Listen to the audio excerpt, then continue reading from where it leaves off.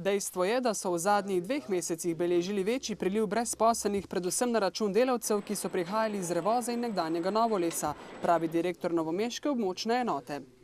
Na drugi strani pa tudi beležimo ponudbo dela, tako da, ker gledamo primerjalne podatke na obdobje leta 2010, 2012, 2011, vidimo, da tudi potrebe so v porastu glede na isto obdobje lanskega leta. Kar pa ne velja za Belo krajino, ki krepko dviguje regijsko povprečje, saj tam stopnja brezposelnosti presega 17%, kar je skoraj 5% nad državnim povprečjem. Ponudbe dela pa skoraj ni. Moramo reči, da je ta ponudba skromna, je dnevna, ne moramo izpostaviti kakšnega večjega zaposlovalca. In to je, da so ponudbe v glavnem času za določen čas in za nekako ugotavljamo, da iščejo predvsem kader za enostavnejša dela.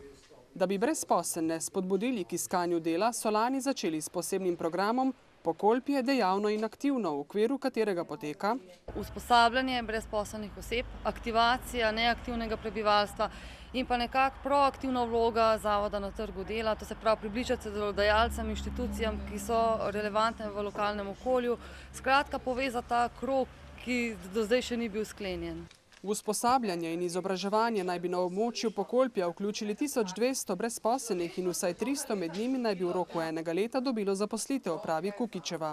Žal je temu tako, da vse zaposlitve ne morejo biti doma in pred pragom. Treba bo iskati širše v Sloveniji in tudi izven njenih meja, še dodaja Smrdu.